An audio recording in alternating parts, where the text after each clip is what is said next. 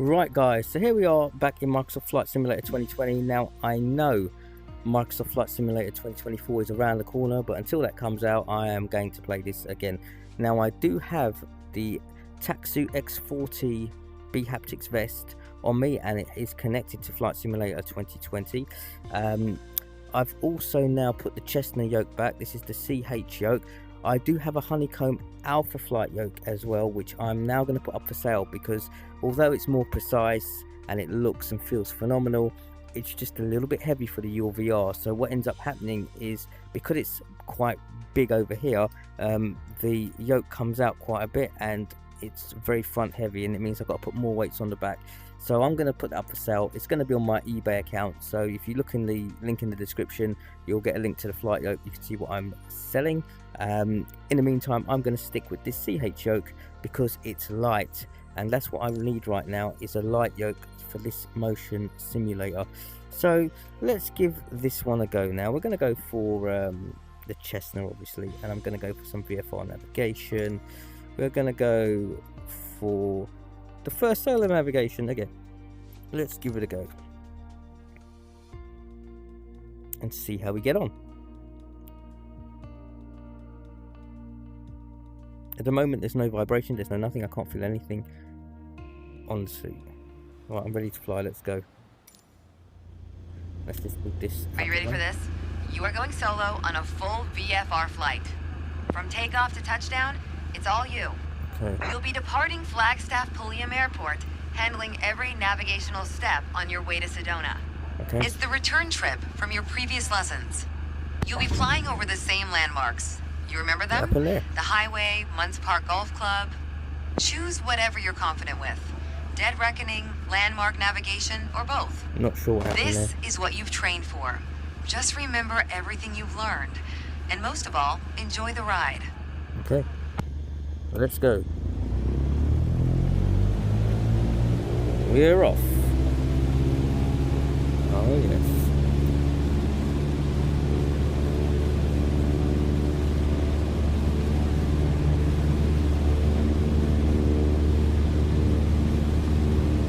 So I've got to fly, take off and fly back over this runway, but I've got to get to 8,500 feet while maintaining 70 knots. So I'm going to actually keep it going for a minute. I'm going to keep going, I'm going to keep going. Keep going, keep going, keep going, keep going. How many knots? I don't know. Well, the idea is to take off and maintain that speed, maintain 75 knots, that's it, while getting to 8,500 feet in the vicinity of the runway. Perhaps I can go a little bit up.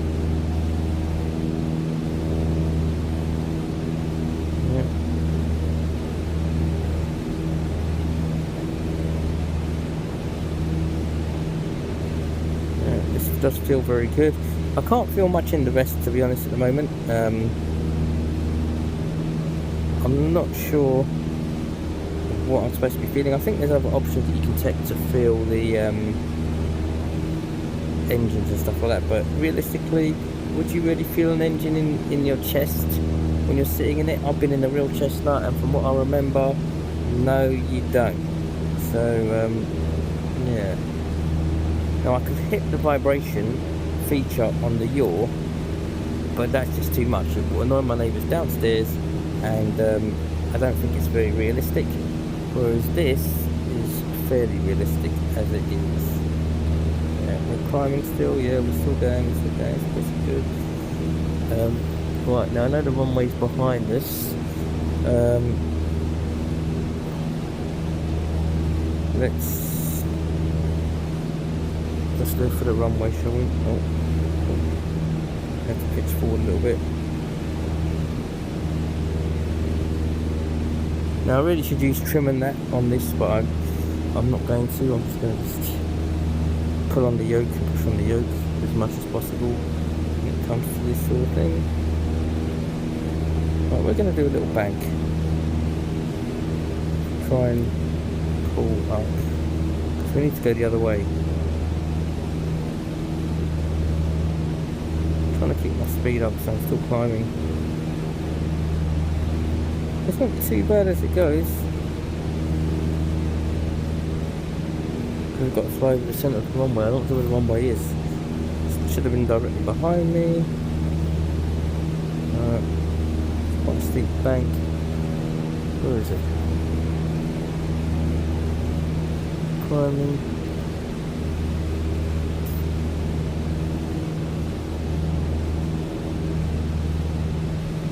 Where is this runway? I saw it a minute ago.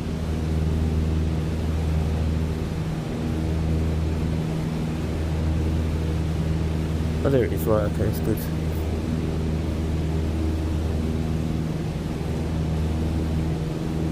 Doing quite well, I think. Just going to fly over the centre line of the runway. Keep going. I can still feel we're pitching up, which is good because the yaw is giving me that sensation, but we are still climbing, which you wouldn't get in a non-motion simulator. And then you have to just look on the instruments and go by what they say rather than what you feel. That's a funny looking house. What is it? Okay, anyway. Right, we're getting there, we're nearly there, we're nearly 8,500 feet.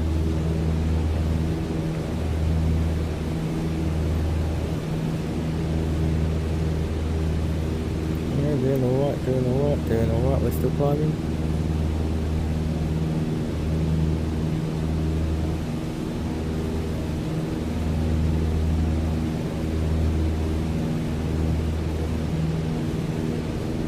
Climb a bit quicker, just so I can get over to that kind of height, even though we're slowing down now. See if we can get up there quicker. I'm trying to cheat here. It's reaching stall speed. Still, we've got to 8,500 feet roughly. I'm going to go just over that so I can pitch forward and pick up my speed. Alright, and let's pitch forward now.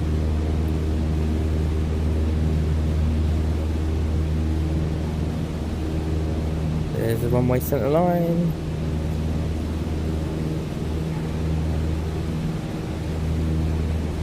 It does look really good in the Quest 3, but like I said, I also noticed something funny the other day with the Pico, and that is they've got a very similar software for the mixed reality thing, because you know, if you've got a Quest 3, you know when you are setting up the room and you put that wall thing, so you have to line it up.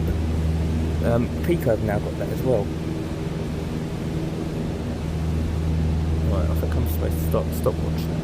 Let me just hold on.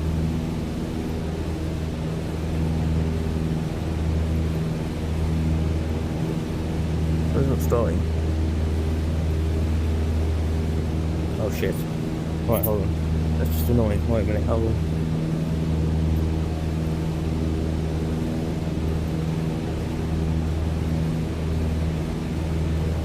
Not sure why that's not working. Strange. Okay, it's starting finally. Right, okay, so we have to have what's this? A heading of 164. So we are actually heading 150, 16 back there. You're actually heading the right way. I've got to be very careful with this. I do not want to take my headset off and then have it stop recording, because I haven't got the shortcuts set up properly yet. So we want to maintain 8,500 feet. We're a bit high, we're a little high. Let's drop this back a bit.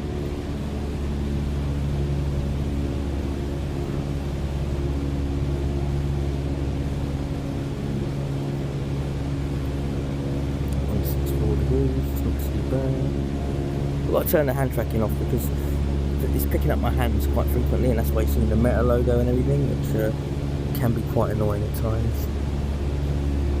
So we're just going to fly on this heading until we reach Munns Park Golf Course, and then once we reach there we will then take a right turn to 222 and degrees, and then we should get into the traffic pattern and basically land. Now I can see that it should take us roughly about 6 minutes 48 seconds to get to that location from where we are, if we are on this heading. So let's see how we go.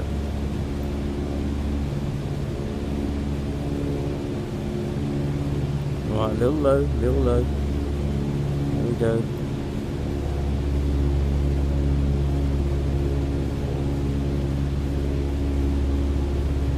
Okay, I can tell you what I have gone and done is I've ordered the Takeoff for hands. Now I was a bit in two minds about this because I've got the haptic vest and I've got the Quest controllers which have haptic feedback anyway in the hands. So I was like, well, what's that difference is that going to do? To be completely honest, I don't know, but the fact is that they've only, it seems to be very difficult to get hold of at a cheap price, and it's not even a cheap price, it's still expensive, and I want to try it out, so I figured I'd go and buy it, which I have done. It should be coming at some point during the week, so expect to see some videos with the vest and the hands to see what sort of feedback you get, what sensations you get. VR stuff is expensive, that's the thing.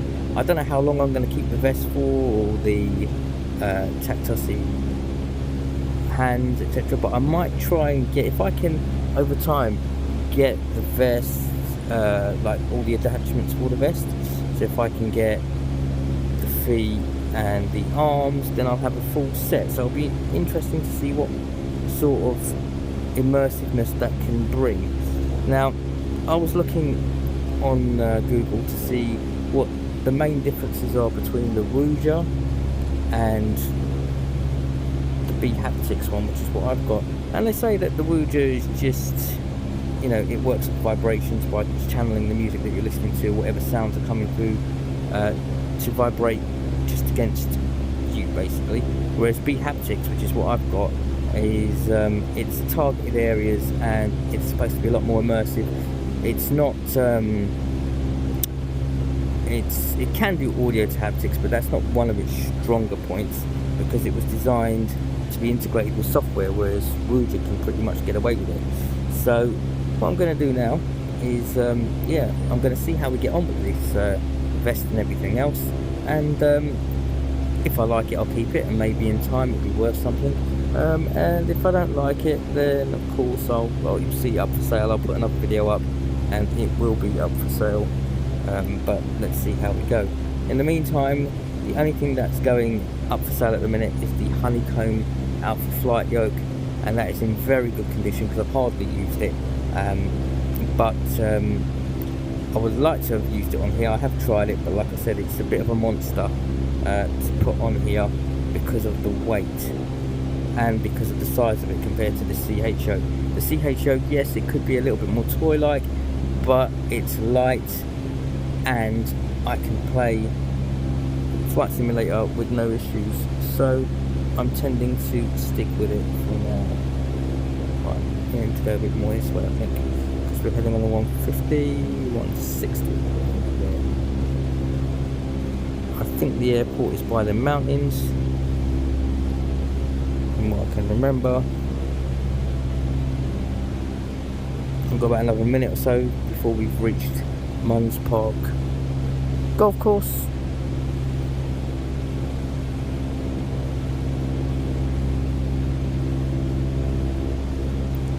That's interesting because I'm not getting any feeling, any sensation in the vest at all at the moment. I do know when I first put it on and the music came on in Microsoft Flight Simulator, the vest was vibrating, so I definitely do know it is working.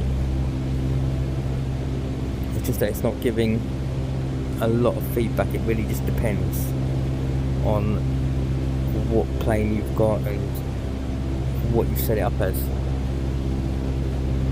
Right, we should be reaching it in about the next minute or so. I think. Golf course there. It's somewhere around there. Yeah, we're doing quite well actually as it goes. And the good thing about this is, like I said, with this sort of thing, you're not making rash movements, you know, aggressive movements.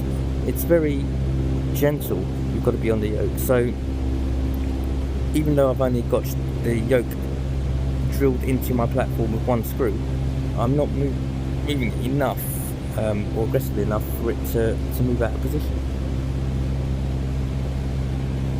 Higher, higher, higher. Well, we should be seeing it any minute now.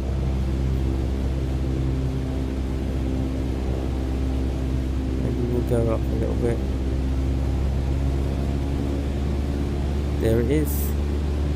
So we just get there in 2.1 nautical miles. And we're approaching, we're on the approach.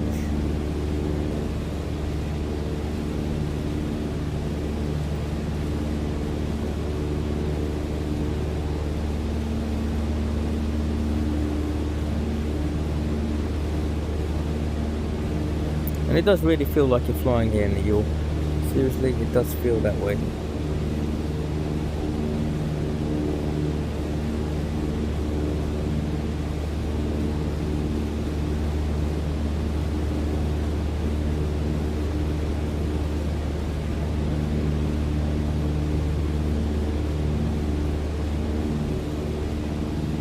And then we've got to turn right to 222. So I'm going to do that in a minute.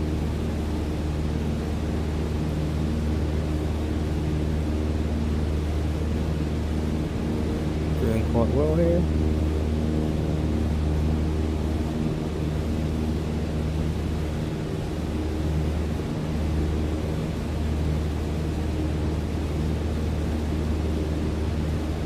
And reset the stopwatch as well.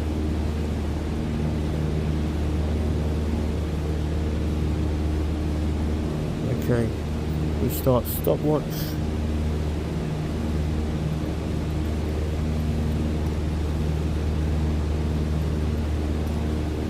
Right, we're turning right, 222 heading. So that is that way. We want to maintain that. Let's drop it back a bit.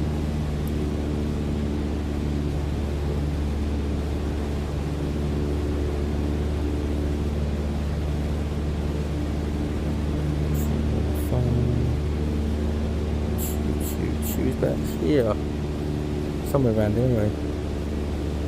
Just somewhere here, about here, about here. It's not too bad. It might actually be in line with that, to be honest.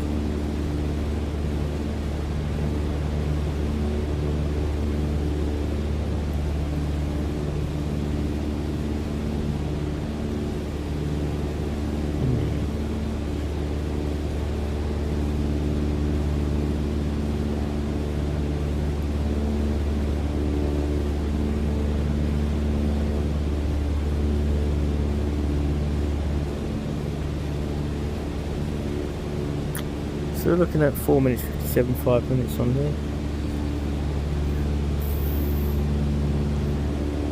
I know we can change, or we can come down a little bit like this. Hey, a little bit. That's it. That's better.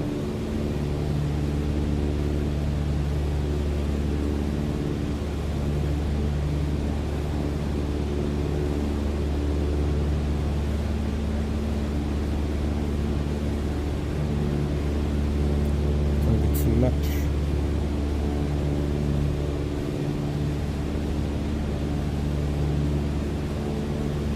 I have no idea if Sedona looks like this, but I'm assuming it does.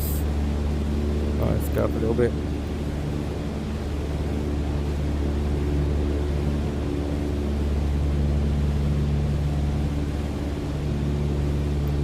Right, we are reaching the airport in a moment. Another 3 minutes, around 3 minutes or so.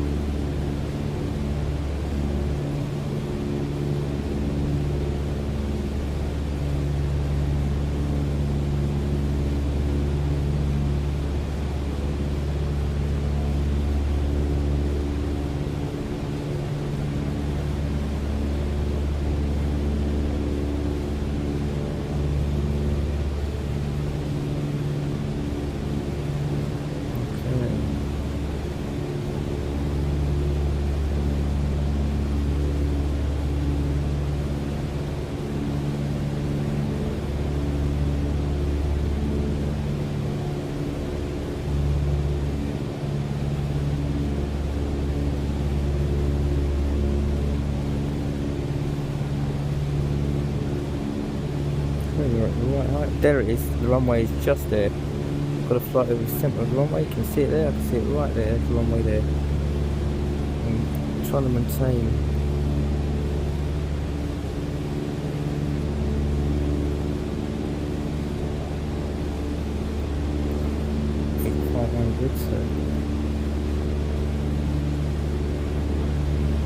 So basically I can't come in straight in. Yes, it'd be nice to come straight in and land, but I've got to enter the traffic pattern, so I need to fly over the runway centre. Speed up a little bit.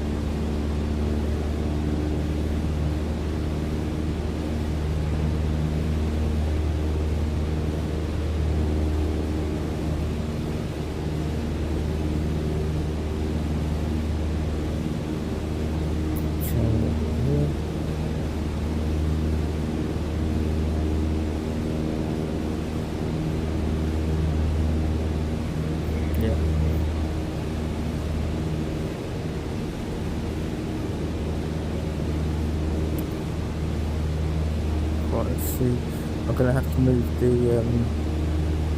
right there, it's runway centre, 2.8 miles, nautical miles it is. Right, oh, nearly forgot there. Right, let's see what the objectives are here. Descend to 6,500 feet. Let's go down.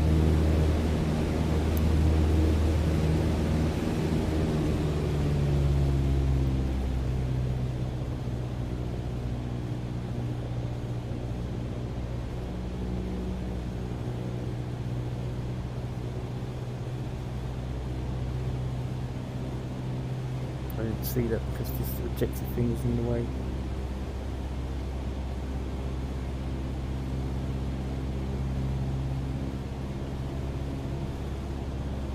Which means I'm now going to move this out of the way as well. Descend to 6,500 feet. Okay. To 120 degrees. Into 6,000 feet.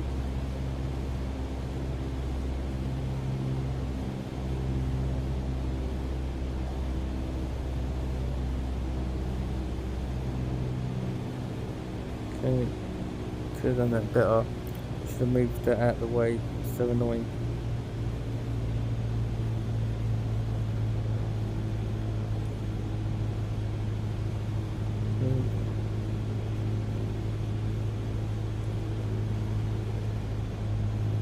Okay.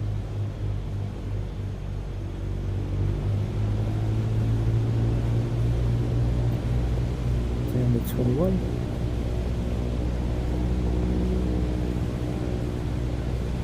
Turn left toward a 30-degree heading. Okay. This is why I need to move the yaw from where it is, because I can feel it's hitting the wall. And I don't know why that is, because I've limited the yaw movement and it's still managing to hit the wall. So I'm not sure what the issue is there.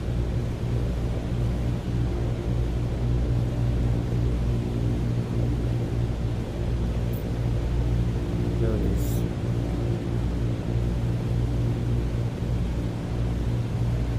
.19 nautical miles.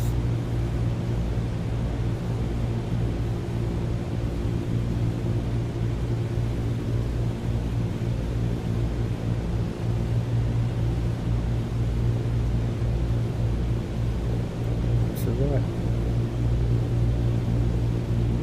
right, I need to clearly move the yaw to a different location when it comes to flying around here, because I can feel it's hitting. I don't know why it's doing that. Probably need to redecorate my wall now.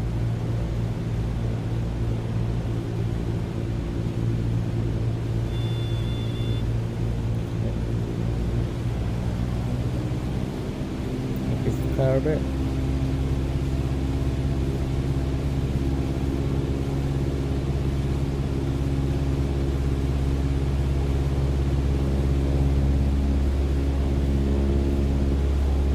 Want to hit 6,000 feet.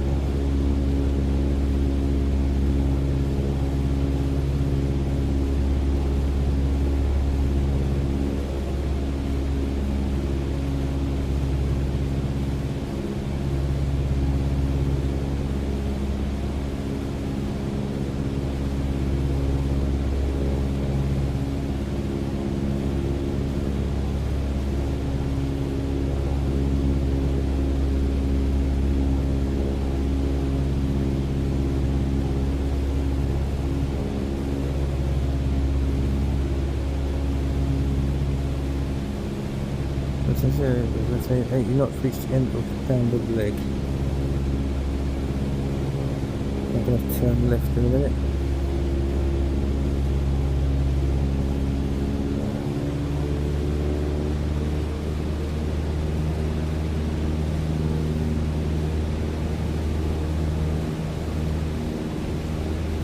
There's base leg.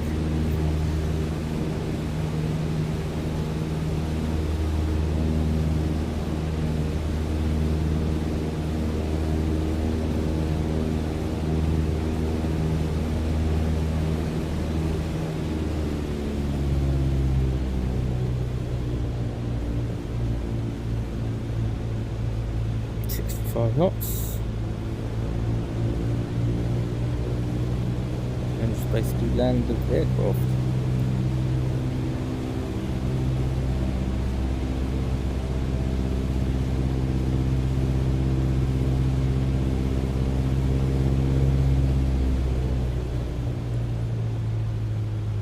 And on runway 21, maintain 65 knots. How we do this? We are in idle. Let's drop the flaps.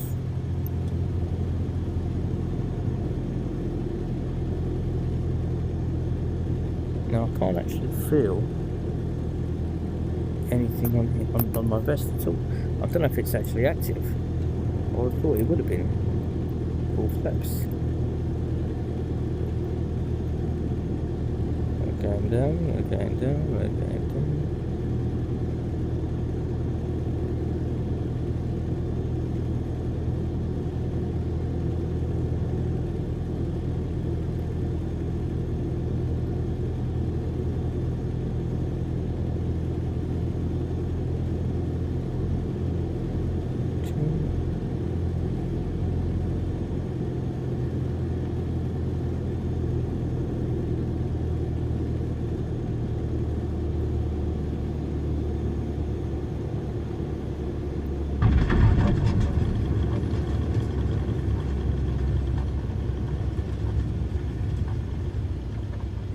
Now we're braking.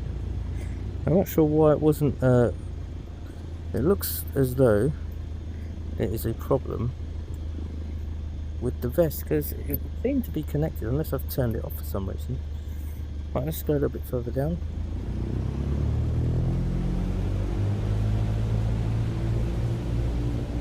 I'm not sure where it's supposed to go now.